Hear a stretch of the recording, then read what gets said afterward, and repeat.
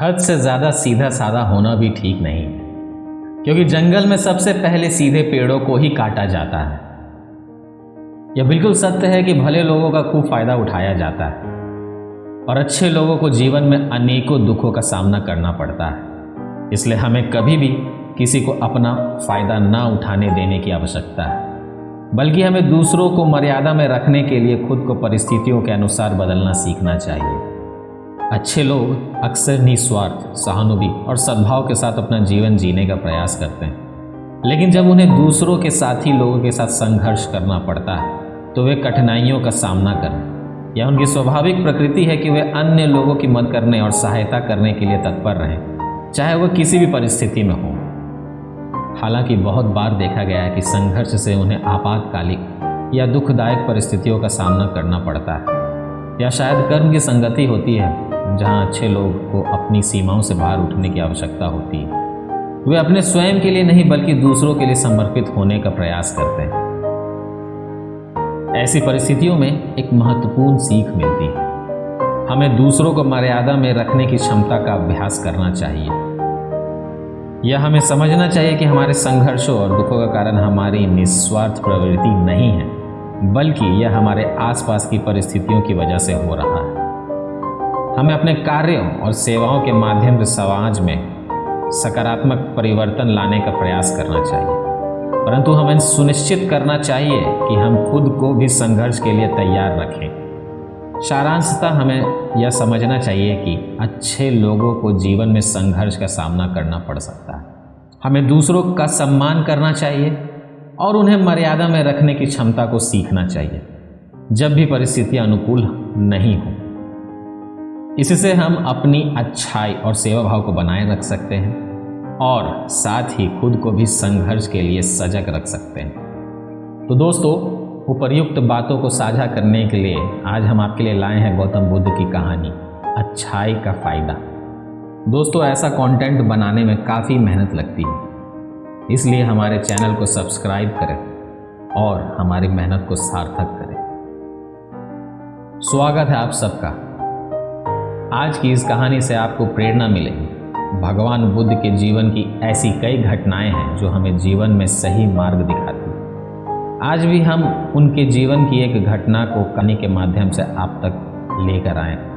आप इस कहानी को पूरा सुनें और ज्ञान प्राप्त करें। एक बार की बात है, गौतम बुद्ध अपने शिष्यों के साथ बैठे थे। उसी समय राजा अजातशत्रु वहाँ पहुँचे और बुद्ध से कहने लगे, हे बुद्ध, जब से मैं आपका शिष्य बना हर कोई मेरा शोषण कर रहा है।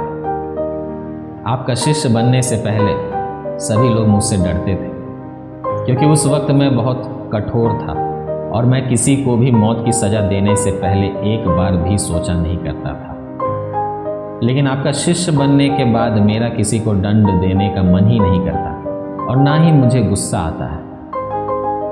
मैं बिल्कुल शांत हो गया हूँ और सभी को दया भावना से देखता हूँ, लेकिन कुछ लोग मेरे इस बदलाव का अनुचित लाभ उठा रहे हैं और इसने मेरे राज्य के लोगों को भी एक तरह के खतरे में डाल दिया है।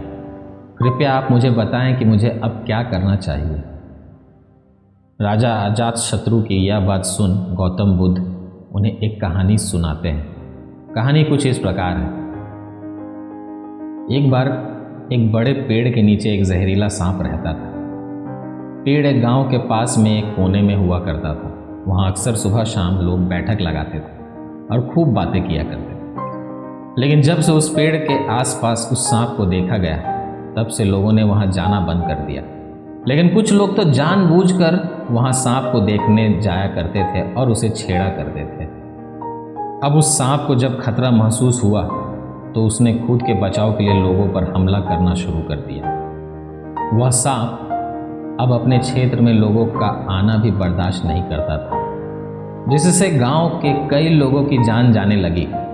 इस तरह पेड़ के आसपास जब भी कोई हलचल होती तो सांप वहां आ जाता और हमला कर देता। सांप की दहशत अब पूरे गांव में हो गई थी। अब लोगों ने बिल्कुल ही उस पेड़ के पास जाना बंद कर दिया था।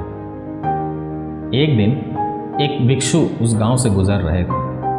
तभी उस भिक्षु की नज़र उस विशाल से घने वृक्ष पर पड़ी जिसके नीचे वह सांप रहा था। घने पेड़ को देख भिक्षु के मन में विचार आया कि चलो वृक्ष के इस ठंडी छांव के नीचे बैठकर कुछ देर ध्यान लगाया जाए। उसी वक्त गांव के कुछ लोग अपनी गाय को लेकर घर की ओर जा रहे थे। तभी उन लोगों की नज़र जब उस भिक्षु पर पड़ी जो कि उसी पेड़ की तरफ ही जा रहा था, तभी लोगों ने उस भिक्षु को सांप के बारे में सावधान करते हुए कहा कि आप उस पेड़ के पास मत जाना, वहाँ एक जहरीला सांप रहता है जो ज़रा सी भी हलचल होने पर हमला कर देता है और अब तक कई लोगों को काट भी चुका है। लोगों की यह बात सुनकर भिक्षु मुस्कुराए और उस पेड़ की तरफ चल पड़े।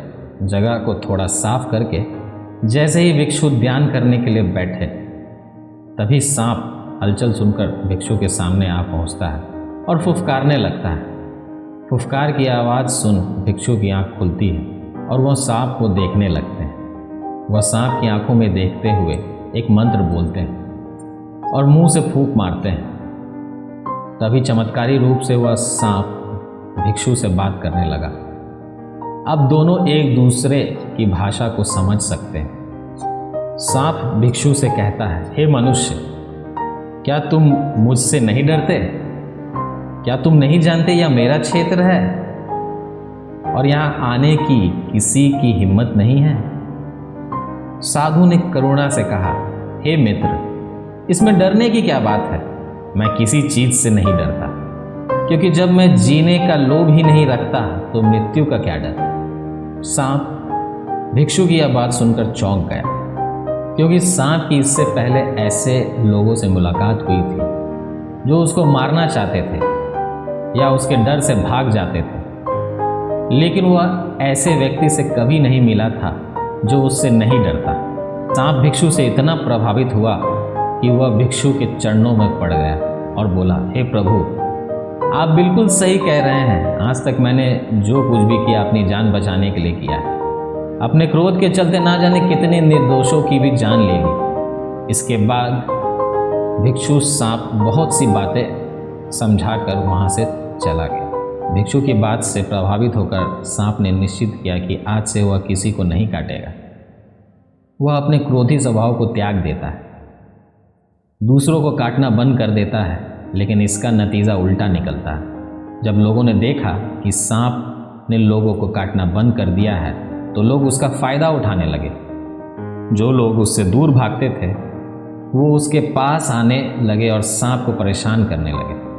बच्चे उस पर पत्थर फेंककर मारने लगे, जिससे सांप आए दिन हमेशा परेशान और घायल रहता था। वह बहुत दुखी था, क्योंकि वह अपने जीवन का सबसे कठिन समय बिता रहा था। एक बार वह भिक्षु फिर से उस गांव में आए। वह उसी पेड़ के नीचे बैठ गए।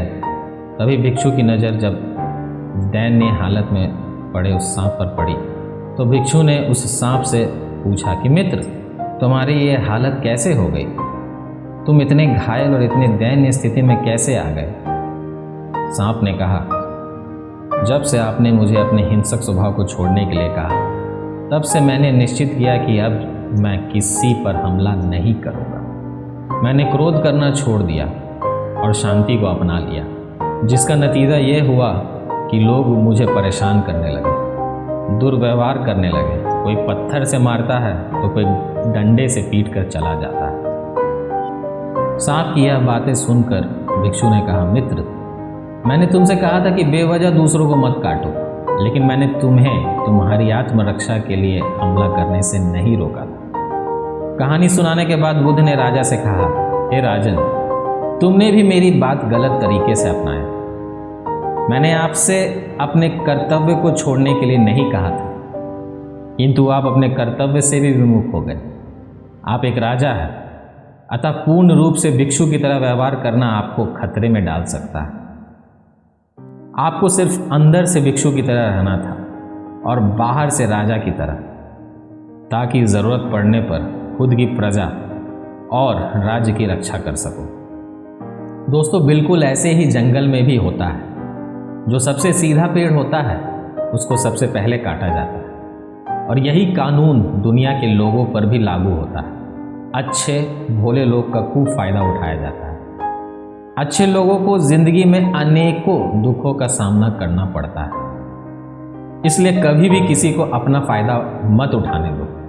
लोगों को उनकी मर्यादा में रखने के लिए खुद को परिस्थिति के अनुसार बदलना सीख जाइए, अन्यथा आपका हाल भी उस राजा व उस सांप की तरह हो जाएगा। तो दोस्तों, उम्मीद करता हूं कि आज की इस कहानी से आपको अनमोल सीख की प्राप्ति हुई होगी। इस कहानी को अधिक से अधिक लोगों में शेयर करके हमारे मेहनत को सार्थक करें।